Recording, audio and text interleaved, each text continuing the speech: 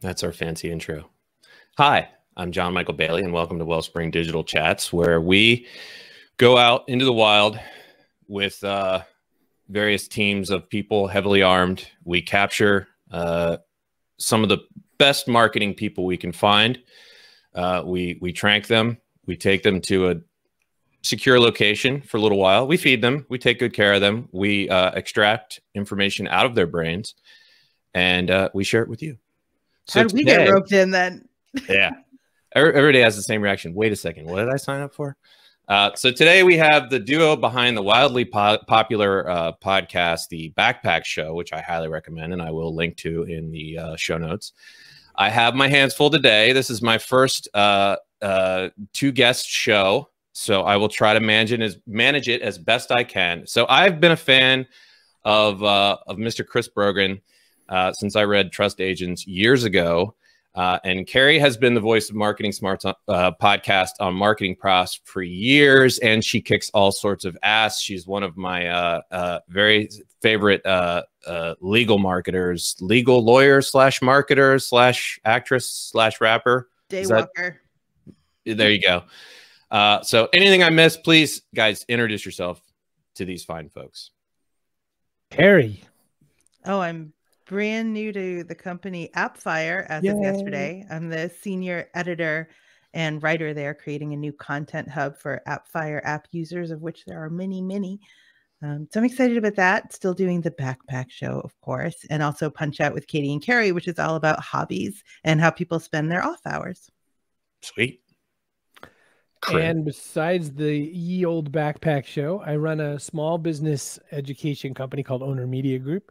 And on the other side of that, I am a large business strategic advisor. So I work on company guidance on where are we heading? Should we acquire people? Should we go public? You know, all these kinds of big things that CEOs end up having to think about.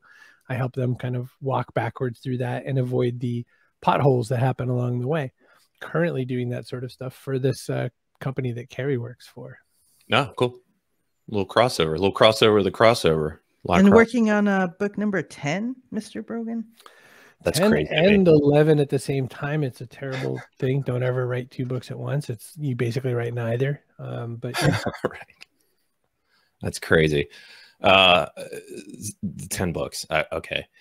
We'll take a moment for that one. Like I said, I've been following you guys for years, and I want to take this opportunity. You guys, your careers have been varied and storied and full of all kinds of great stuff. But I really want to take this time to talk to you about podcasting, because I feel like you guys get podcasting more than most, especially in the business world, but also just in general.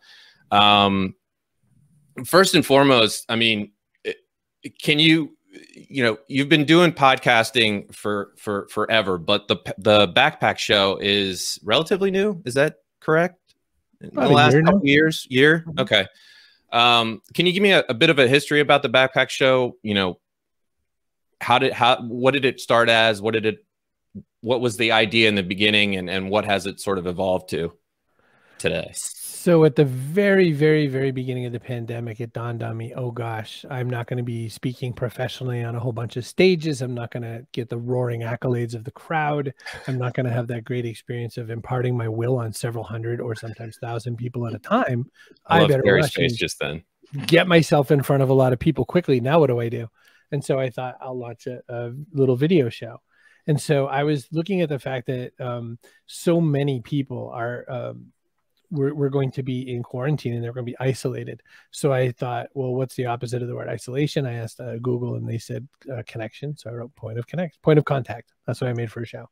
I did that for a very short amount of time, and I thought, well, I could probably be a little nicer and more fancy than this. I made a new version of the show called The Ketchup Show, being clever because I could draw a bottle of ketchup with my head on it, and but I'd be catching up with people I know. But then I ran out of people I know. So I decided to make a different kind of show. And meanwhile, Kerry had been like so active in the comments on the Ketchup Show. Like I would say something kind of fleeting and she'd like research and like put up real information. And I said to her, hey, come make this show with me. Like that would be really cool. And she thought I meant like backstage and whatever. And on the very first day of the Backpack Show, I made her the co-host, and she was always the host thereafter. And now it's kind of like her show, and she lets me participate.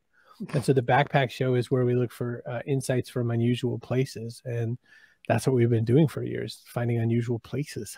The really funny thing about it was that I knew most of the people you were talking to on Catch Up. That's how I knew all this random stuff about them, and could be like, hey, did you know that he once did this weird thing, like went to clown college? Like, that's how I knew, because I know all those people too.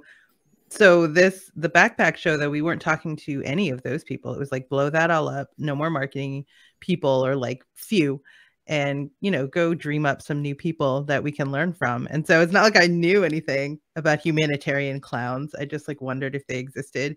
I wanted to talk to a dominatrix. I wanted to talk to a nun.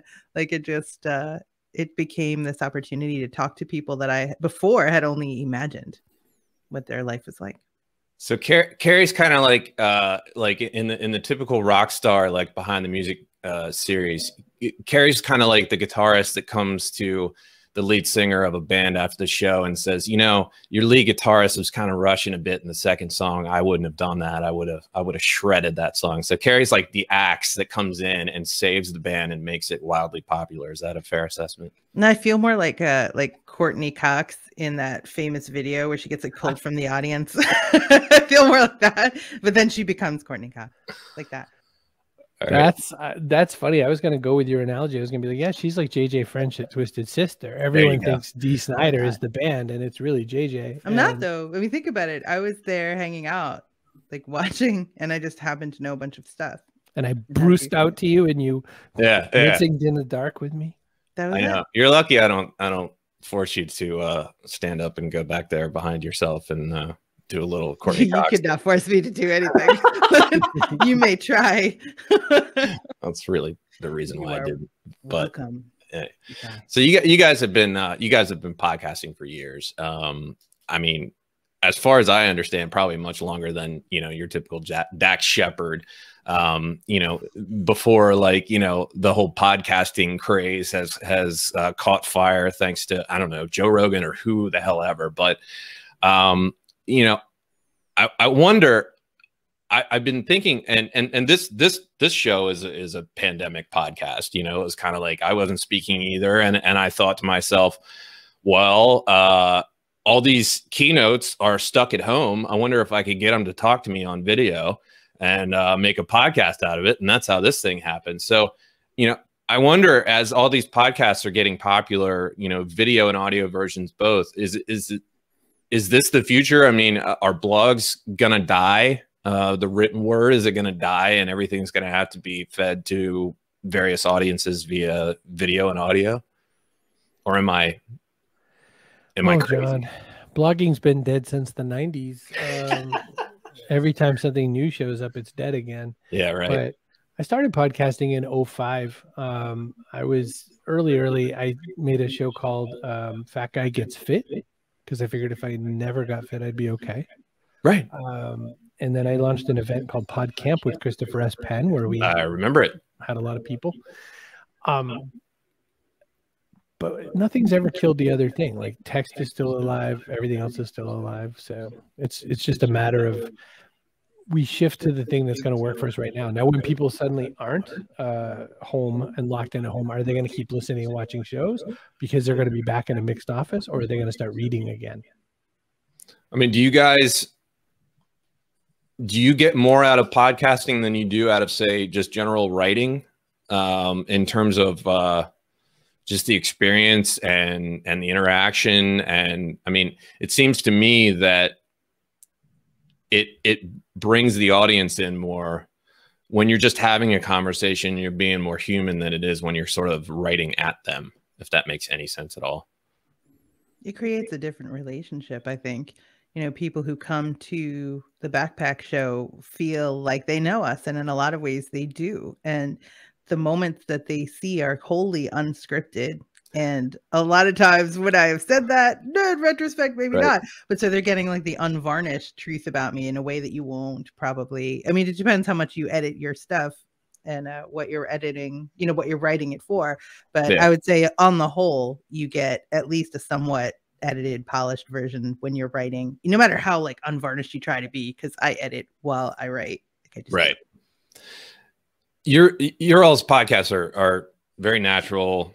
Like you said, they're wholly unscripted.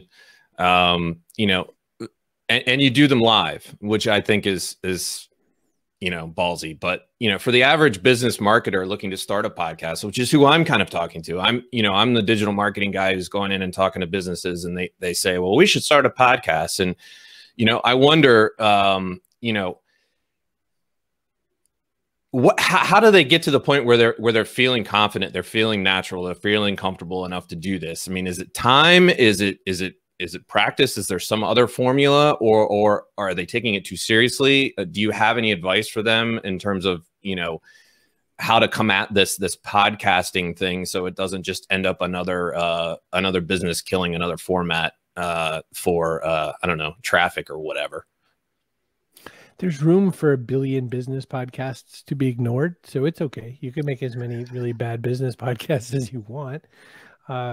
However, there's opportunity for interesting things to happen. And there's a YouTube video show I watch right now, this guy, Tom Bilyeu, and Tom was the guy he made Quest bars, you know, the nutrition supplement bars, and sold that company for gazillions. He's like worth 400 or so million. And so he has this show called Impact Theory, where he interviews all kinds of famous and rich people, like, you know, billionaires and all these kinds of types. And he didn't have to, right? Like, he made all his wealth. He could just sit around on a boat or 8 boats or whatever people with money do. I don't know. And he did that. And the reason he did that is because he wanted to learn more, and he had all kinds of curiosities. He had questions. The way to get someone to really want to make a great podcast is for them to have curiosity. I mean, Kerry, you launched the Punch Out show. Talk about why you launched that show, because to me, it's like it's not an intuitive thing to do, but it's like the best podcast. I was talking to marketing people for marketing profs every single week for years and learning so much, but every once in a while they would talk about something totally unrelated to marketing, and I really wanted to talk about it. And I thought it would be a really interesting conversation to talk about it. But it ain't the Everything Else podcast, right? It's a Marketing Smarts podcast. And so I was like not wedded necessarily to a script. I never have scripted, but to a topic. And so I had to talk about, you know, marketing aspects of marketing, whatever. Yeah. Couldn't go down that road. You know, couldn't talk about the time that they moved to Singapore for a girl and got dumped and like ended up becoming a street magician or something. I was like, oh my God, that's like all I want to talk about. And so anyway, so I started the Punch Out show with Katie Robert, who's the CEO over at Trust Insights, so that we could talk about only the everything else. Like, we call it the muffin top of podcasts, because it's like we don't talk about work at all. We introduce the person, we never come back to the work they're doing. It's entirely how they spend their off hours, volunteering, hobbies, you know, whatever weird collections they have, stuff like that. Like the good stuff that you really want to talk about, but you can't when your show is about one specific narrow aspect of the person's life.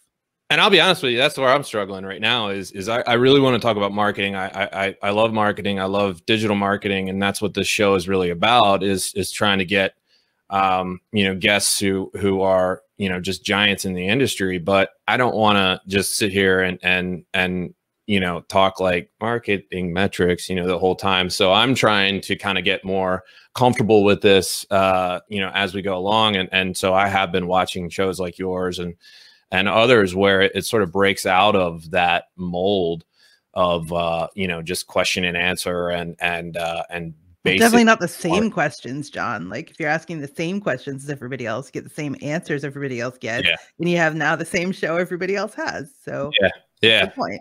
And by the way, it's not like like you said, not marketing is boring. It's not even the marketing metrics are boring. I mean, Christopher Penn, he and I we're in Sweden in a room, and he goes, "Hey, want to see a kind of cool thing you could do with Google?" And he like types a search thing, and next thing I know, I have a list of emails that I didn't have before that I could at least legally invite to get my newsletter. Couldn't add them to my newsletter, but it's out there on the open wide web that I can message him. So why not message him?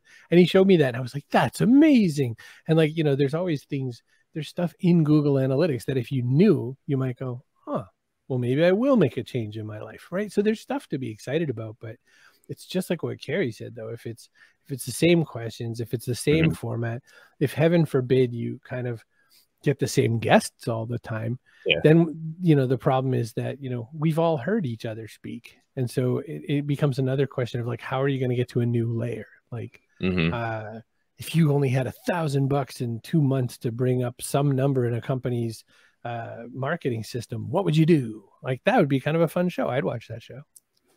Good point. And I like marketing enough to talk about it, by the way, every week for like 8 years. So, I mean, there's plenty to talk about. You have whatever you pick to talk about, you had better like it. Whoever you choose to talk about it with, you'd better like them too. I agree. And by the way, this mic, this is a Chris Penn.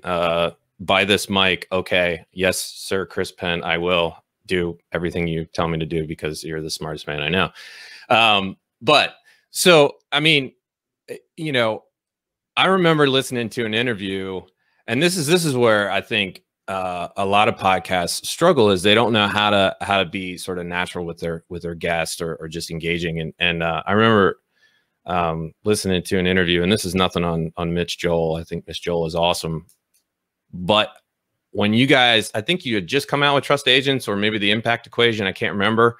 But you and Julian Smith were on his podcast, and Julian was in a cab, and it was really, it was a struggle, and I could tell. And Mitch was a little thrown by it, but he powered through like a champ. I mean, that's going to happen. And so how do you guys prepare for that? You know, how can someone prepare for sort of, you know, someone throwing that curveball to them? When you run a show, it is amazing what can happen with guests. The first person, Kerry, I thought of was Lisa, what's her face, who went from being Lisa Klink. She went from being this Star Trek fan. Imagine this. She's like a Star Trek fan. She loves Star Trek. She sends them a script, and instead of what every person in the world should do is write back and say, sorry, we can't even look at this. Yeah. They basically said, oh my gosh, you are kicking butt. And they let her write Star Trek for like seasons, like, you know, anybody's dream. So that's the story. You want to know what the podcast sounded like? Yeah. And, you know, we had that. We fairly recently interviewed, of all things, an Irish Shepherd, because, you know, why not? And her audio and everything went crazy. Her bandwidth died pretty much mid-show. Yeah. Because she's in Ireland. You know, she's in the hinterlands with a bunch of sheep. Her Wi-Fi is made out of wool. Her Wi-Fi is just antennas like strapped onto sheep walking around the countryside, point to point, you know. I love when people are like, it's usually fine. You're like, well, what are you usually doing? Nothing. Right. Are you usually on a video show? Probably. Yeah. But we redid hers, and it was much better. She had a mic and everything was fine. But no, I mean, you do it every day. You see about every way things can go wrong. You just get used to it. It's like same stuff. Just roll the punch. Here we go. Yeah. Usually I do, because some people get a little more stressed out about it. So some people get grumpy, John. That's all I'm saying. Some people do. You know, it's hard to really buy that some people get grumpy when they've got Kermit the Frog sitting on the shelf behind them. Oh, well, they do. Nonetheless. I also have Batman. I mean, come on. Okay, there's the duality. Okay, I got you. Yeah, I interviewed Amber Naslund, and I'm gonna go ahead and say it. It was the best interview I've ever done in my life. It was amazing. I was engaging. I was funny. I was asking fantastic questions. We were just back and forth banter. It was fantastic, and I forgot to record it. Oh. Everybody does it once, John. Everybody does it once. And I think in your mind, that's now become like the greatest interview you ever did, because you cannot listen to it again. If you had listened to it again, you might have been like, you know, it's all right. But it's taken on this mythological quality now. Well, I play in a band, and I have these like porch sessions. I live on a farm and I have a porch. My drum set is basically out front on my porch all summer long, which drum purists are probably mad at me for, because it's not good for the drums, but I don't care. But anyway, we try to record the songs as we play them, and it's always, you know, we play, oh, that was amazing, and then crap, I forgot to hit record every time. So you guys, your podcast is streamed live. I know for many businesses and thinking about podcasting and going live, some are adventurous and some want to do it. Most, I would imagine, it's probably likely very terrifying. Is there an advantage to this? Like this podcast is recorded and I edit it and I take my time and I transcribe it and I put it up when I'm ready and all that. But you guys we didn't even say the stuff that you're going to hear on this. He like put it together, just cut it together. It's not what we said. I edited out all the bad words. Construct sentence. Yeah. No, it's there's a few ways to go about it, right? So the reason I like live is because I hate editing. Kerry is an incredible editor. Kerry takes out all the ums and the ahs and everything, and you sound amazing on Kerry's show. But I don't. I do live because then when I'm done, it's done. The show is live. You know, it's up, and it's the recording is sitting there in all the various places, and it's what you get. But a lot of companies, like you said, have issue with that. And a lot of companies really want that sense of control and they want to have a chance to edit. There's neither right or wrong answer. However, if you have a staff of one whole human, then just remember that all that editing starts to back up and all that editing gets more and more backed up. And then you have to contemplate paying someone to do it. And then you have to think, oh, is this really even worth it? And so whichever way is going to get it published is the real answer. Whichever way gets you published sooner and more frequently, that's the answer. And ask yourself also what the added benefit is of taking out all the ums and the ahs and making it perfect. Do more people listen to it? No, they've made the decision to download it or not, or watch it or not already. So you're really just making that one person feel a tiny bit better. It's not worth the time it takes to do it. Right. Do you guys feel that you know, I get kind of hung up on the whole thing about the length of the podcast and whether it's live and whether it's recording and what's the best formula. And I mean, do you feel like it's better to just go at it from your strengths and understand what you're going to do best and how you're going to engage with people best, and just damn the formulas and damn the metrics and damn the stats and what everybody says is the best way to do it? Or is it somewhere in between? Chris jumps out of the plane and then is like, hey, toss me a parachute. We don't have any? Now what do we do? Clap your arms. Yeah, exactly. What? You can't just put your shirt open and float gracefully to the ground? I saw this in a cartoon. I think there's, I don't know the best way. I mean, we ran the show for a year. We had the same numbers we have a year ago. So I'm clearly doing something stupidly wrong. Kerry keeps pointing out that, like, you know, it's going to take a little while because it's a different group, different format. We're very connected to all our marketing turd head friends, and we made a show that is not meant to appeal to marketing turd heads. So what are you going to do? So there's that. And Joe Jaffe, who's another fellow podcaster who has his show, which I forget the new name of it. Joe Jaffe's Not Famous, I think it's called. He keeps saying, like, we're just waiting for like Viacom or someone to find us, and then we're going to do great. But I don't know. I don't know anything about the stats and number stuff. What I don't worry about so much is length, except to know that we've done all the lengths. We've done reasonably brief. We've done an hour. We've done everything in between. And I can't tell you. The reason audio shows like Joe Rogan's show work for several hours is a great lot of people who like that show also like getting high. It gives them 2 hours worth of stuff to get high about. Well, and they're sitting on ass with nothing else to do. I mean, there's a difference. But even Tim Ferriss has a super long show and did for a very long time. I could never just consume the show, but I love that he has it up with all kinds of, clips to exactly the spots you want to learn or whatever. I feel like Tim Ferriss has the most value in a business interview than a lot of people, but there's no way I could endure the timestamp. So that's the one kind of cool thing in this medium, is that there are tools that exist that make it so you could annotate and make it the kind and size and style of show that more than one person would want if they want to invest just a tiny bit to be a different kind of consumer of it. And it depends a lot on who's listening and what their situation is. Like in 2005, I had a podcast about pregnancy. And then when I had the baby, it was about having a baby. And so a lot of times people sitting at home with a new baby, they want to listen to this. I was getting emails about, hey, can you make it longer? Let's do it longer. Do more of them. And that was purely situational. And, the need for that information at that time was great. And that's kind of how I come at it is, you know, it's a conversation. And the thing I like most about podcasts and listening to podcasts is that they have a natural sort of flow.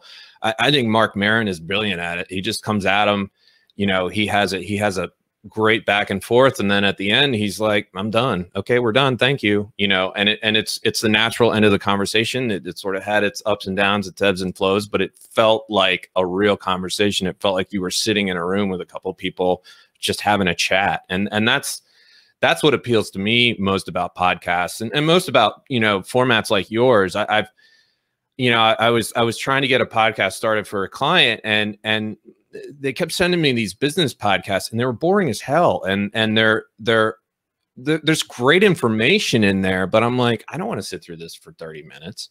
And I don't know if there's a solution to that. And maybe the solution to that is just be more real.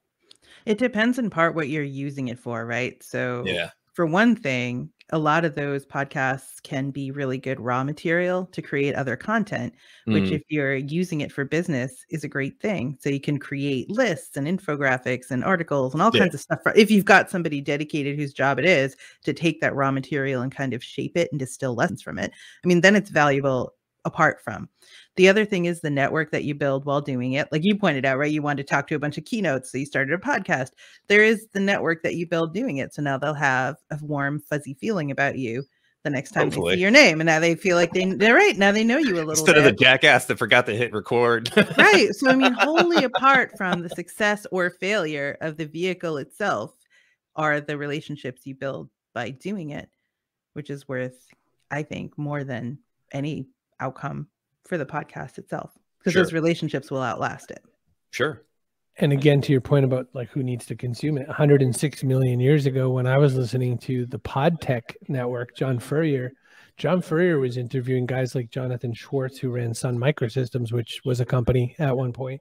And I was working in technology, and I was getting stuff from that podcast that I was bringing into meetings, and the information was new to the sales guy from Sun. Like I had got it from his CEO on a podcast and brought it to him in an incredibly fun way.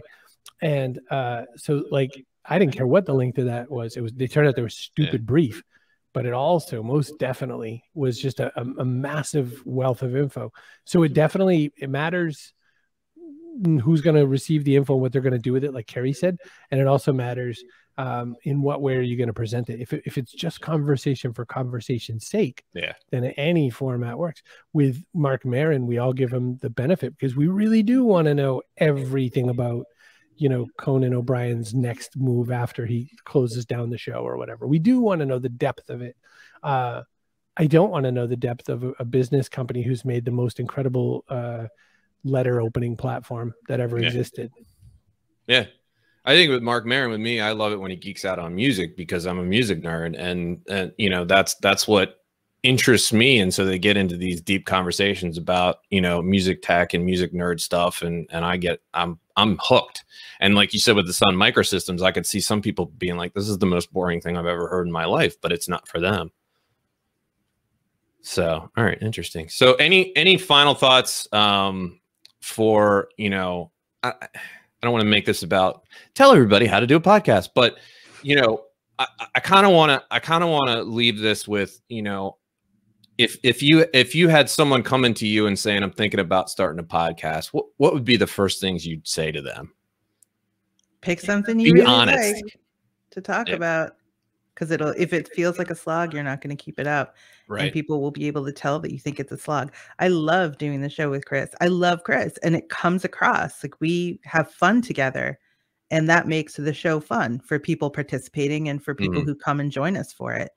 So if that's the goal, you want to have your show itself be engaging. If you're not just doing it for the network, or you're not just doing it to get other content together, you love the topic, love anybody who does it with you, genuinely love doing it. If you don't, just do something else, because there's plenty of other something else to do. That's the best advice, really, to love it. And it's, you know, you said early on, you know, is it just like better, easier? Do you get more out of it for podcasting? I'm an author. I love to write. Right. I put one sentence into my newsletter this last weekend that I got back multitudes of times because people said, oh, that's a good sentence. That's sexual to me. That's Eddie Van Halen's Eruption good to Right. me. I mean, That's what is it really? what isn't sexual to me? Well, right. Look, a llama. No, I think that there's what happens in business is there's box checkers, you know. Well, Yeah. I don't know. They told me to make a podcast. Don't do it. Run away. Quit. Join another company, because it's only going to work if people love it. And there's so many ways to make someone love it, right? Like you could say, I'm going to do a podcast where I am stupidly musically, inclined, and I want to do, I'll pick a different rock guitarist that I love every episode, and then explain why this business is like that guitarist. You could do that for years before you run out of guitarists. And you could say, this is a great show. You know who's going to love that show? People who love business and who love guitar. Right. You know what I mean? And that's who's going to love it. And that's the other sort of last weird thing is I want millions of people to love the Backpack Show. And even if it's just dozens or 100, I guess that's what I get. But what I want most is I want them to like our stupid sense of humor. I want them to look right at Kerry and just go, I know what she's thinking. And there's a yellow card coming, and that sort of a thing matters to me more than even the topic, as you found a place. It's like Cheers. It's where everybody knows your name. Right. Well, that seems like a good place to end things. And Kerry, I'm going to let you off the hook. I wanted you to bring the guitar off the wall, and I was going to ask you to jam while I hit my conga behind me. I would have been like, okay, go. And then you would have gone and I just wouldn't. Yeah, I think everybody would thank us for not doing that. But I really do appreciate both your time. And I think for me, it just reinforces what I've been thinking and what I've been telling our clients, which is, if you're not passionate about it, if you don't see joy in it, and then you don't see, that your audience is really going to come away with something after having watched or listened to it, then maybe you shouldn't do it. So hopefully, because of this, we'll get better quality podcasts in the business world. I don't know. We'll see. Depends on how many people experience this thing. So thank you all very much. I really do appreciate you coming. I had Thanks fun. for having us, John. Yes. JMB in the hizzy. Notorious JMB. This is the Zoom way.